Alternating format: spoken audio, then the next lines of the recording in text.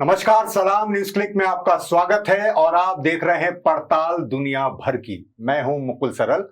आज हम दो मुद्दों की पड़ताल करेंगे। पहला मुद्दा, रूस पर यूक्रेन के ड्रोन हमले की। एक बड़ा हमला, क्या ये जंग की शक्ल बदल देगा?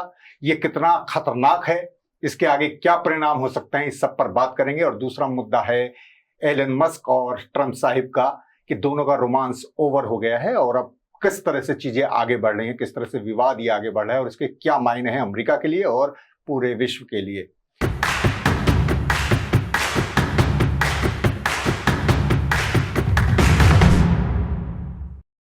इन दोनों मुद्दों पर बात करने के लिए हमारे साथ हैं हमारे न्यूज क्लिक के चीफ एडिटर प्रबीर पुरकायस्थ। प्रबीर, आपका स्वागत है। तो पहला मुद्दा जो सबसे बड़ा है, बड़ा अहम, जिसे समझा जा रहा है कि यूक्रेन ने रूस के अंदर घुसकर ड्रोन हमला किया है। ड्रोन के जरिए उसने उसके कई एयरबेस पर हमला किया है और कई सैन्य विमान जो नष्ट कर दिए हैं। इसे एक बड़ा हमला माना जा रहा है और एक जंग का नया रूप भी माना जा रहा है जिसमें ड्रोन के जरिए हमला किया गया है। ये कैसे संभव हुआ और इसके क्या नतीजे आगे आ सकते हैं, इस पर हम बारी बारी से बात करेंगे। तो पर ये कैसे संभव हुआ और ये कितना आसान और कितना मुश्किल था? पहले तो ज्योग्राफी देखें। अब जानते ही हमारा प्यार मैप से बहुत दिन का है जी। तो हम मैप के जरिए बात करना चाहते हैं। पर अहमियत की जो बात कर रहे हैं उस पे अगर हम टिप्पणी करें तो ये देखना पड़ेगा, ड्रोन अटैक ये खास बात नहीं है कि ड्रोन अटैक्स बहुत दिन से यूक्रेन का चल रहा है। जंग का आजकल हर जगह पे ड्रोन अटैक उसका हिस्सा माना जा रहा है। हमारा अभी पाकिस्तान भारतवर्ष के बीच पे जो हुआ, जो इसका लड़ाई ईरान और इजराइल का जो हुआ था जिसमें अमेरिका ने भी शिरकत की थी, तो इन सब चीजों में और बहुत दिन से ड्रोन वॉर जो है आज जंग का पार्ट है। अब जानते हैं हुतीस ने हवाई उनकी जो बड़े सामुद्रिक जहाज है जिसको एयरक्राफ्ट कैरियर कहते हैं उस पर भी हमला कर चुके हैं ड्रोन से, क्योंकि रूस के अंदर घुस के कई हजार किलोमीटर अंदर घुस के हमला किया। बाहर से ड्रोन भेजना एक अलग बात है। मैं अंदर से भी इसको इतना बड़ी बात नहीं मान रहा हूँ क्योंकि यूक्रेन बहुत दिन से कर रहा है जी। बड़ी बात इसलिए है कि यहाँ पर ये जिसको कहते हैं न्यूक्लियर ट्रायड, जिसपे इन हवाई जहाजों पर हमला हुआ है जो न्यूक्लियर ट्रायड का हिस्सा है। न्यूक्लियर ट्रायड मतलब अगर आप पर न्यूक्लियर हमला होता है तो आप उसका जवाब न्यूक्लियर वेपन से जब देंगे, कहाँ कौन सा औजार इस्तेमाल करेंगे, वो न्यूक्लियर ट्रायड का पार्ट माना जाता है। एक तो है कि रॉकेट्स जो भूगर्भ में छिपा के रखते हैं, दूसरा है जो सबमरीन वो इस्तेमाल करते, तीसरा है हवाई जहाज।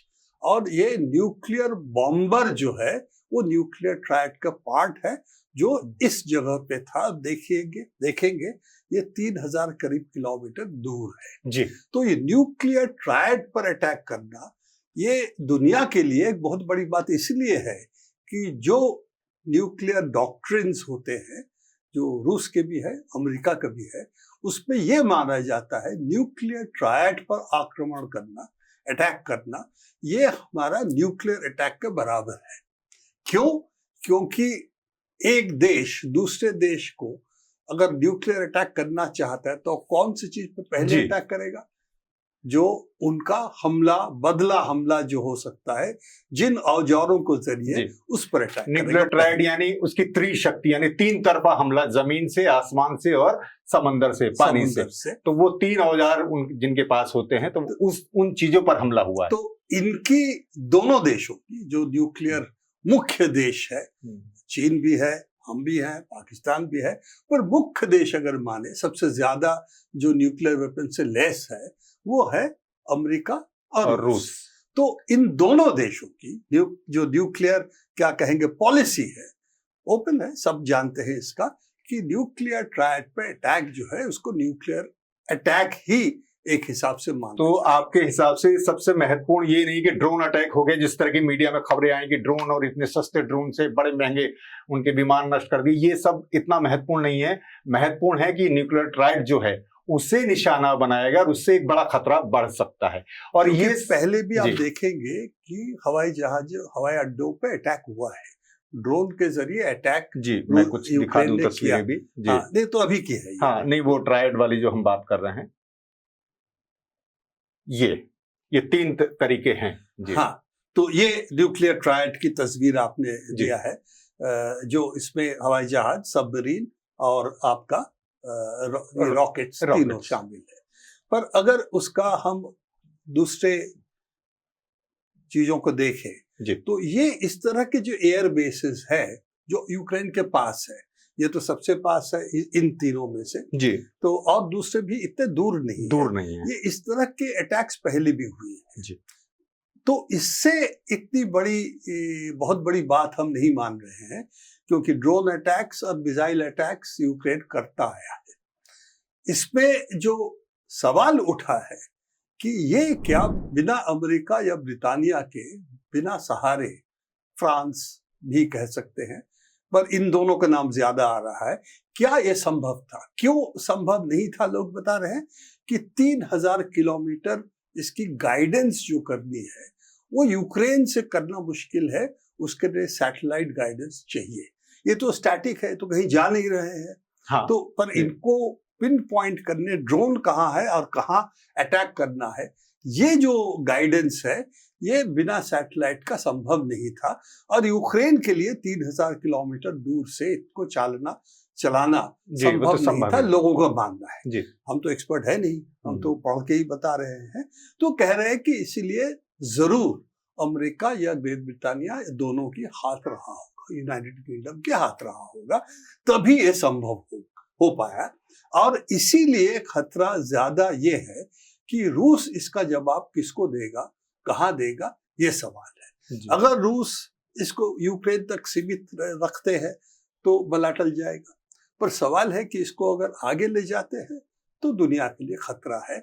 और इस तरह के खतरनाक स्टेप, कदम बढ़ाना, इसको लोग मान रहे हैं कि टेंशन का एक बहुत बड़ा हिस्सा है। तो मैं ये पूछूंगा आपसे, क्योंकि ये अब 3 साल, करीब 3 साल से ज्यादा हो गए, 2022 फरवरी में ये रूस और यूक्रेन का संघर्ष, ये युद्ध शुरू हुआ। अब ये बताया जा रहा है कि इसके लिए भी तैयारी करीब 18 महीने पहले से थी, और उसके अंदर घुस के वहां ट्रक ले जाके उन्होंने उस तरह से ये हमला किया। लेकिन आप जिस तरह बता रहे हैं, जो खतरे बता रहे हैं आप, जो परमाणु 3 शक्तियां हैं, मतलब उसके लिए जो 3 वाहन हैं उनके, उन पर हमला एक तरह से किया गया, ये बड़ा एक वो है। तो और ये सब एक शांति वार्ता के बीच, मतलब इस बीच ये भी चल रहा था कि शांति वार्ता होगी, इस्तांबुल में शांति वार्ता हुई कुछ देर, उस दौरान ये सब करना, तो ये फिर कहाँ जाएगा, क्या नतीजा निकलेगा? ये पहले उसको देख ले क्या हुआ है, एक झलक इसको देख ले। ये तस्वीरें हैं जहां पर फोटो ली गई है दूर आसमान से, सैटेलाइट इमेजरी भी है, देखेंगे। ये यूक्रेन के ही उसने, जो सिक्योरिटी सर्विस ऑफ यूक्रेन है, उसने ये सब जारी किए हैं कुछ तो उनकी है।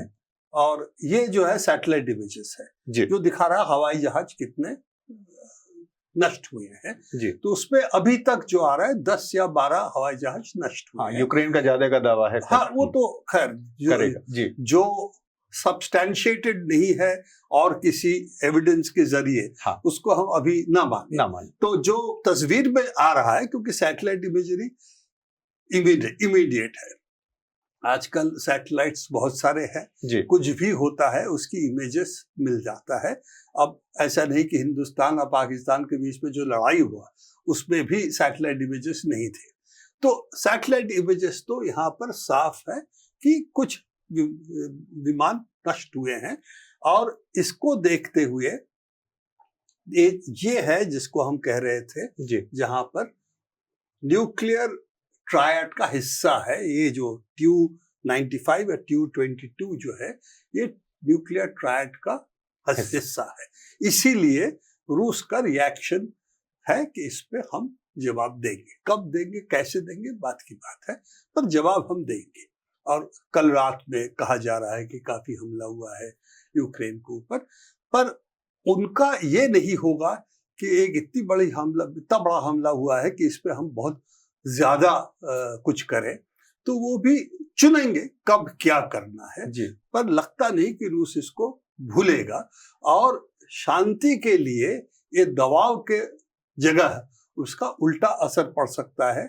और न्यूक्लियर ट्रायड का हमने बात कर ही चुके हैं। तो इसने आपने जिक्र किया जो शांति वार्ता की, तो शांति वार्ता की सीधी सी बात यह है कि वो 1 घंटा 15 मिनट हुआ, उसमें आधा वक्त तो लगा होगा ट्रांसलेशन के लिए जो आप बोलेंगे उसका हूबहू ट्रांसलेशन भी चाहिए।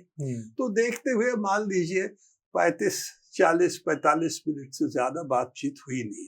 इसका मतलब दोनों साइड अपना बात रख के खत्म कर दिया, आगे कुछ बढ़ा नहीं, कोई नेगोशिएशंस, कुछ बातचीत नहीं हुआ, सिर्फ दोनों ने अपना वक्तव्य पेश किया, बातें कहा और वही बात खत्म हो गई। तो ये लगता है कि यूक्रेन का जंग चलाना उसका लगता है लक्ष्य है, और रूस जो बातचीत ट्रंप और पुतिन के बीच में हुआ उसका कोई असर यूक्रेन में इस वक्त दिख नहीं रहा है कि वो कोई कदम उठाना चाहता है, क्योंकि जो लोग कह रहे हैं सच है गलत है कि यूक्रेन की अर्थनीति अगर जंग बंद हो जाएगा तो एकदम ठप हो जाएगा। जब तक जंग चलेगा तब तक वेस्ट यूरोप से पैसा आ रहा है। यहाँ तो बंद कर दिया, अमेरिका ने काफी पैसा वैसा देना चीजों बंद कर दिया, पर अभी भी वेस्टर्न यूरोप जो देश है वहां से आ रहा है। वो अगर बंद हो गया तो यूक्रेन का जो अब कहेंगे पैसा वापस दो, और ट्रंप क्या करेगा किसी को नहीं मालूम, ठीक है ना। तो ये देखते हुए जंग ना बंद हो, ये कहते हैं कि ज़ेलेंस्की ये चाहते हैं कि जंग ना बंद हो। अगर जंग बंद हो गया तो उनकी सरकार भी इस वक्त नहीं है, क्योंकि चुनाव का वक्त आ गया है, उनको 2 साल पहले ही चुनाव कराना था। अगर चुनाव होता है कौन जीतेगा नहीं मालूम। तो ये सब देखते हुए, तो यानी ये जो 3 साल हुए हैं, हम सोच रहे कि ये इतनी लंबी क्यों जंग चल रही है, उसके पीछे ये भी एक बड़ी वजह है कि जंग के नाम पर पैसा खूब आ रहा है, लेकिन पर यूक्रेन को भीतर नुकसान होगा, तमाम अपनी संसाधन, अपनी संपदा दूसरों पर गिरवी रखनी पड़ रही है। जैसे ट्रंप साहब भी चाह रहे थे कुछ चीजें हमें दे दीजिए, वो करने पड़ रहे समझौते, तो जनता में रिएक्शन तो कुछ होगा फिर नहीं। देखिए, जनता जब जंग चलता है तो रिएक्शन व्यक्त नहीं करता है, ये तो हमने यहाँ भी देखा है, नहीं कर पाए। तो ये जो है वो जंग के बाद होता है, क्या हुआ नहीं हुआ। चर्चिल जंग के वक्त बहुत पॉपुलर थे, जब चुनाव हुआ चर्चिल हार गए, ठीक है ना, दूसरे महायुद्ध के बाद। तो इसीलिए इन चीजों पे बताना कि लोगों के मन में क्या है वो जंग के बाद ही पता चलेगा। पर इसमें कोई दो राय नहीं, जब तक जंग चलेगा, एक युद्ध उन्माद कहें, पर ये परोक्ष क्रिटिसिज्म होता है पर सामने नहीं आता, ये भी है। तो ये चीज अभी यूक्रेन में जब तक रूस एकदम उसको विध्वस्त ना कर दे तब तक नहीं होगा। विध्वस्त करने में वेस्टर्न जो एड आ रहा है ना, पैसा जो आ रहा है, ये एक बहुत बड़ा हिसाब है कि इस पे देखना हिसाब में है, क्योंकि ये अगर जो जंग बंद हो गया तो इनको पैसा सिर्फ आना ही कम नहीं हो जाएगा, इसको लौटाना भी पड़ेगा। तो वो यूक्रेन की सरकार का एक हिसाब से एक ये भी स्टेक है कि जंग बहुत ना हो पर कुछ चले, ताकि हमारा पैसा आता रहे, जो आपने कहा। तो इस मुद्दे को अगर मैं कंक्लूड करूं, जैसे आप कह रहे हैं कि जंग बहुत आगे ना बढ़े और लेकिन पैसा भी आते रहे, लेकिन जिस तरह की चीजें ये हो गई हैं, अब जिस तरह के पलटवार की आशंकाएं हैं, वो इन दोनों देशों और साथ ही दुनिया के लिए किस तरह से वो होगा, एक उसे हम कंक्लूड करें अगर इस मुद्दे को, तो आप क्या कहें? देखिए, जंग में हमेशा होता है कि लोग सोचते हैं हमारे कंट्रोल में है, पर किसी के कंट्रोल में होता नहीं है। मैं पहला महायुद्ध की बात करूं, कोई भी जो शिरकत करने वाले देश थे बाद में, कोई भी जंग नहीं चाहता था। एक घटना थी, एक ऑस्ट्रिया में एक ड्यूक फर्डिनांड जो है वो सिंहासन में अगले बैठने वाले थे, शायद उनका असैसिनेशन हो गया। ऐसा किसी ने नहीं किया कि जो जंग चाहते थे, तो किसी इक्का दुक्का कुछ घटना थी, हो गया, जंग शुरू हो गया। तो ये जो होता है कि उसको अगर आप देखें तो यही खतरा है कि जो करते हैं वो सोचते हैं इससे बड़ा युद्ध नहीं होगा, पर कंट्रोल में रह सकता है क्या, ये सवाल है। हाँ, ये आपने हमेशा, जब भी हमने युद्ध या यूक्रेन युद्ध और इस सब की बात की है, आपने हमेशा कहा कि जंग शुरू करना हाथ में होता है, कई बार खत्म करना, और ये सोचना सब कुछ आपके कंट्रोल में। एक गलती जंग को कहां से कहां ले जाए कुछ भी कहना मुश्किल है। तो खैर, अब एक और नई तरह की जंग चल रही है जो अमेरिका के भीतर चल रही है। अमेरिका ने एक तो पूरी दुनिया पे ट्रेड वॉर, टैरिफ वॉर, ये सब थोप रखी है। अब उनके बीच जो उनके परम मित्र थे एलन मस्क, डोनाल्ड ट्रंप के, दोनों में गलबैयां थी, दोनों का रोमांस था, एक तरह से कहा जाता है, जो राजनीतिक रोमांस और आर्थिक रोमांस, वो अब ओवर हो गया है और दोनों एक दूसरे के खिलाफ खड़े हो गए हैं, हमले पर हमले कर रहे हैं। इस हद तक हमले हो रहे हैं कि वो छींचा लेदर के हद तक आ गए हैं। सोशल मीडिया पर बात की जा रही है, एक दूसरे की पोल खोली जा रही है। तो ये एलन मस्क साहब और ट्रंप साहब, इन दोनों के बीच अचानक, अभी तो ये सब सरकार में इन्हें जिम्मेदारी दी गई थी, अभी अचानक से मई में इन्होंने इस्तीफा दे दिया अपना, जो इन्हें पद दिया गया था। एकदम से क्या तलखी आ गई, क्या रुकावटें आ गई, क्या यहाँ कौन सा ऐसा ट्रिगर पॉइंट, कौन सा ऐसा वो रहा जिससे ये दोनों अलग हो रहे हैं? देखिए, एक तो है कि जब व्यक्तिवाद होता है और दोनों व्यक्तिवाद क्या कहेंगे के चरम पे है, और बिजनेसमैन भी हैं दोनों व्यवसायी हैं, पर एक का बिजनेस तो सफल रहा। ट्रंप का बिजनेस तो बैंकरप्सी कई बार किया है, मेरे ख्याल से 6 बार उसकी बैंकरप्सी हुई है, ठीक है ना। टेलीविजन में आने के बाद ही उनका पैसा बना और उसके आधार पे उनका काफी चला, और मेरे ख्याल से उसके आधार पे वो प्रेसिडेंट भी बने। पर ये जो झगड़ा हुआ है, इसके बुनियादी आधार भी कुछ है, क्योंकि जो बजट ट्रंप ने कहा कि big and beautiful budget, Elon Musk ने कहा इससे डेफिसिट और भी बढ़ेगा, तो ये कोई अच्छी बजट नहीं है, बकवास की बजट है। और दोनों में जुबान पे तो कोई लगाम दोनों की नहीं है, तो एक दूसरे पे, इसीलिए आप जो छीछा लेदर की बात कर रहे हैं वो शुरू कर दिए। तो इसमें ट्रंप को उन्होंने कहा कि झूठ बोलते हैं, इसने कहा था ये पागल है। तो ये तो ये सच तक आ गई है, पागल कह रहे हैं ट्रंप को, मस्क को, और वो कह रहे हैं कि झूठ बोलता है, और तरह तरह के आरोप हैं। तो ये जो चीजें है, ये तो मामूली बात है ना, क्योंकि इसके पीछे और क्या है हमें नहीं मालूम। पर ये गाली गलौज करना ठीक है, पर जो लोग कह रहे हैं मालूम जो है, कुछ चीजें जो हित जुड़ रहे हैं, वो जो है, इसमें जो खतरनाक बात जो एलन मस्क ने कहा है, जिसके वो मेरे ख्याल से ट्रंप उसको कभी ना कभी उसका जवाब देगा। कहा कि वो जेफरी एप्स्टीन से साथ इसका नाम जुड़ा हुआ है, वो पब्लिक हो जाएगा तो पता चलेगा इसने क्या किया है। तो जेफरी एप्स्टीन जेल में था, उसको जेल में मार दिया था किसी ने। तो जेफरी एप्स्टीन चाइल्ड ट्रैफिकिंग, वो बड़ा सोशल फिगर था, ऐसा नहीं कि सोशल फिगर नहीं था, मामूली था। उसके घर पे सब जाते थे, चाहे वो आपका ट्रंप साहब, तमाम वीडियो आ रहे हैं, ट्रंप साहब खुद जाते थे, और प्रिंस एंड्रू है जो ड्यूक ऑफ यॉर्क है आजकल इंग्लैंड में, वो भी उसका नाम काफी और आगे आया था कि उसमें शिरकत भी किया है ऐसी चीजों में जिसके अगर वो अमेरिका में जाए तो उसकी जेल हो जाएगी, ठीक है ना। तो ऐसे चीजें जो है, तो जेफरी एप्स्टीन के साथ जुड़ा हुआ, तो उसमें एलन मस्क ने कहा कि इसका नाम भी उसमें है। सही बात है कि उसका जो जाने आने का लिस्ट में उनका नाम है, पर और कोई बात सामने नहीं आया है। पर जिस तरह से मस्क ने कहा है, तो ऐसी जगह पे हाथ दिया है जिसका वापस उस जगह से वापस आना वो मुश्किल है। दूसरी बात, ट्रंप ने इसको गाली गलौज दूसरों जो किया है उसको मैं नहीं जा रहा हूँ, पर उसका जो खतरा मस्क के लिए है कि उसकी शेयर्स वैसे भी टेस्ला के काफी नीचे आए थे पहले, यहाँ पर करने के बाद उसने कहा कि जिसकी स्पेस कॉन्ट्रैक्ट है, स्पेस एक्स की, जो स्टार लाइनर इनकी जो है, तो स्पेस एक्स की हवाई जहाज जो जाती है, तो वो चीजें अगर बंद हो जाए तो दोनों को बहुत बड़ा खतरा है कि स्पेस एक्स के लिए एक बहुत बड़ा पैसे की रेवेन्यू सोर्स है, तो वो बंद हो जाएगा। और इनके लिए, अमेरिका के लिए ये खतरा है कि स्पेस एक्स के अलावा स्पेस प्रोग्राम चलाने का और के औजार उनके पास है नहीं।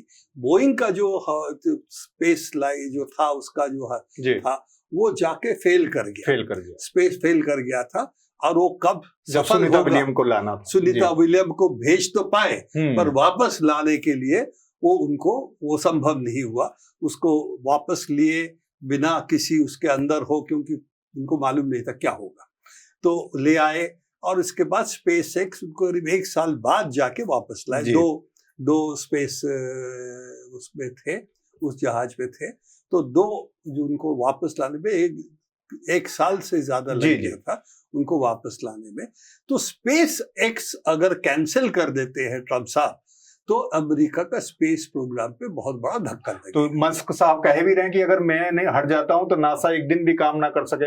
हालांकि उन्होंने जो इनके करीबी थे नासा प्रमुख, उनकी नियुक्ति को रद्द भी कर दिया ट्रम्प साहब ने। तो ये अब जो अमेरिका ने या ट्रम्प ने कई मोर्चे खोल रखे हैं। तो ये वही जो मैं जिक्र कर रहा था, वो उनका जो एक्स जो मस्क साहब का प्लेटफॉर्म है, उसमें ये बोला है कि एप्स्टीन फाइल और डोनाल्ड ट्रम्प का लिंक है, ठीक है ना। ये इसी वजह से इस फाइल्स को पब्लिक नहीं किया गया। सिर्फ इतना पब्लिक हुआ कौन उसमें जाते और आते थे, पर इसके आगे पब्लिक नहीं हुआ क्योंकि उसका नाम उस फाइल्स में है ट्रम्प का। तो ये जो है मेरे ख्याल से पॉइंट ऑफ नो रिटर्न है। इस चीज से उनको वापस आना संभव नहीं है। तो ये एक ऐसे जगह पर पहुंचा है इस वक्त ये लड़ाई। मुझे लगता है इसका असर जो भी हो, नियर टर्म में हो सकता कुछ समझौता हो जाए, पर लंबे अरसे के लिए ये तो संबंध टूट। पर ये थोड़ा सा मैं बस आखिरी आपसे कमेंट लूंगा उसमें कि क्योंकि भारत में हम रहने वाले जो लोग हैं, भारत के लोग, हमारे यहाँ इस तरह की चीजें देखने को नहीं मिलती, क्योंकि पार्टी लाइन और जिस तरह से होती है जो सरकार में है, वो अगर उन्हें कोई चीज सहमत भी नहीं है तो वो उस पर अपने सरकार की आलोचना नहीं करते, पार्टी लाइन से अलग नहीं जाते। लेकिन यहाँ जिस तरह से, यहाँ तो बिल्कुल ये तो बिजनेसमैन इकट्ठे हुए हैं सब अमेरिका पर शासन करने के लिए, उस तरह से ये जिस तरह से बना है। और ट्रम्प साहब ने, जैसे मैंने पहले भी कहा, कि उन्होंने कई मोर्चे खोल रखे हैं। टैरिफ बार के जरिए पूरी दुनिया को थ्रेट दे रहे हैं, धमकी दे रहे हैं, नहीं हो रहा है तो कुछ दिन टाल रहे हैं, फिर कम कर रहे हैं, ज्यादा कर रहे हैं, और एक ही उनका निजी झगड़ा शुरू हो गया। तो क्या अमेरिका की राजनीति में कोई बड़ा बदलाव संभव है आने वाले दिनों में? ये जो लड़ाई बढ़ेगी, देखिए उनका जो प्रेसिडेंशियल फॉर्म ऑफ गवर्नमेंट है उसमें व्यक्तिवाद का संभावना ज्यादा होता है। पहली बात तो यह है कि तीसरे टर्म, हालांकि लोग कह रहे हैं, ट्रम्प भी कह रहे हैं मैं लड़ सकता हूं, पर तीसरी टर्म लगता है बहुत मुश्किल है, क्योंकि उनकी कॉन्स्टिट्यूशन के मुताबिक दो ही टर्म होता है प्रेसिडेंट का। तो दूसरी बात जो होता है कि अगर सेकंड टर्म प्रेसिडेंट का होता है उस वक्त, और अगर चुनाव लड़ना नहीं है, तो व्यक्तिवाद का पूरा खुली छूट होती है, पूरा मुजाहरा, पूरा प्रदर्शन किया जाए। अगर आपका बात अंदर व्यक्तिवाद है, आप पार्टी से नहीं आए हैं, और ट्रम्प पार्टी से बाहर से आए हैं, वो रिपब्लिकन पार्टी में थे नहीं, वो तो बाहर से आए और उन्होंने कंटेस्ट किया कि मैं आपका प्रेसिडेंशियल कैंडिडेट बनना चाहता हूं, और वो जीत भी गए। तो ये चीजें अमेरिकन पार्टी सिस्टम के अंदर होता है, और किसी जगह पर मैंने सुना नहीं है। तो एक तो ये है। दूसरी बात ये है कि वहां पर ये बात भी सही है, पिछले 40-50 साल में बड़े पैसे वाले लोगों ने पार्टियों पे कब्जा कर लिया। तो उसके बहुत सारे वजह है, मैं इस पर नहीं जा रहा हूँ। उससे सुप्रीम कोर्ट का बहुत बड़ा हाथ है। उन्होंने कहा कि कॉरपोरेशंस का फंडामेंटल राइट है, कहा कि कॉरपोरेशंस भी इंसान के राइट रखते हैं, उसका ह्यूमन राइट है किसको कितना पैसा देना चाहे, तो इसीलिए इलेक्शन फंड में कोई रोक नहीं है। तो इसके बाद पैसे के आधार पे इलेक्शन वहां चलता है, कौन कितना पैसा इकट्ठा कर। मस्क भी कह रहे हैं मैंने सारा चुनाव लड़ाया है, इतना बिलियन दिया है, ये किया है। बिल्कुल सही आपने कहा। मस्क ने कहा मेरे बिना आप ना हाउस ऑफ रिप्रेजेंटेटिव्स रन कर सकते हैं, ना सेनेट रन कर सकते हैं, और आपकी जीत के पीछे मेरा पैसा। तो ये जो बताया, मैंने वही कहा कि जो बातचीत अभी हुई है पब्लिक में, इससे वापस जाना इतना आसान नहीं है। हो सकता है कुछ पैचअप हो जाए, दोनों की स्वार्थ इसमें जुड़ा हुआ है, पर पैचअप थोड़ा पैचअप ही रहेगा, और एक फंडामेंटल रप्चर तो हो ही गया दोनों के बीच में, और ये रहेगा मेरे ख्याल से। मैं समझता हूं कि आपने जो सवाल रेस किया है कि अमेरिका का जनवाद के लिए इसका क्या नतीजा होगा, ये सवाल यही है कि अमेरिका के जब तक जनतंत्र पैसे के आधार पे संचालित होगा, तब तक ये खतरे रहेंगे। और क्या इस पैसे के आधार पे राजनीति के जो संचालन करते हैं, इस पे रोक लग सकती है। इस पे दोनों पार्टियों को इस वक्त उसमें कोई दिलचस्पी नहीं है, क्योंकि दोनों पार्टी समझते, जो उसके कर्णधार हैं, जो चलाते हैं, उनका है कि पैसा हमारे पास भी है, हम इसको कंट्रोल करेंगे तो पार्टी को हम कंट्रोल करेंगे। तो ये चैलेंज है। राजनीति का खेल, देशों की किस्मत पैसे वालों के पास ही मुट्ठी में है, और वो खतरा हम अमेरिका ही नहीं, हम भारत में भी देख रहे हैं किस तरह पैसे के जरिए चुनाव लड़ा जाता है, कितना पैसा उसमें डाला जा रहा है, और किस तरह से पूंजीपति सरकारों पर हावी हैं। तो पर हमारे यहाँ कुछ रोकथाम तो है, कुछ रोकथाम है, क्योंकि लेकिन अब इलेक्शन बॉन्ड तो कैंसिल लेकिन हो अभी गया। हम क्योंकि विश्व गुरु नहीं बने हैं, इसलिए अभी रोकथाम है। जब हम बॉस बनेंगे तब, क्योंकि अभी कुछ भी कहें कि भाई अमेरिका एक पूरी दुनिया का अपने को आपको बॉस तो कहता ही है, और वो महाशक्ति तो है ही, पर दो महाशक्ति उधर रूस यूक्रेन से उलझा है, और टैरिफ ट्रेड वार के जरिए पूरी दुनिया से जंग लड़ रहे हैं डोनाल्ड ट्रंप, खास तौर से चीन से। चीन को जिस तरह से उन्होंने निशाने पर लिया है टैरिफ वार के जरिए, लेकिन उसमें उन्हें वार पलटवार चल रहा है, जवाब मिल रहा है। ट्रंप साहब टैरिफ के अलावा मस्क से भी उलझ गए हैं, और इस सब के परिणाम क्या होंगे, क्योंकि ये तो कोई भविष्यवाणी हम कर नहीं सकते, लेकिन नतीजे बहुत अच्छे नहीं दिखाई दे रहे हैं आगामी आने वाले समय में, क्योंकि अलग अलग जगह भी अलग अलग तनाव बढ़ रहे हैं, तमाम समस्याएं पैदा हो रही हैं। चीजें किस तरह से सुधरेंगी, कैसे कहाँ बैठकर बातें होंगी, पूरा देश, पूरी दुनिया एक तरह से उथल पुथल के दौर से गुजर रही है, मुझे लगता है।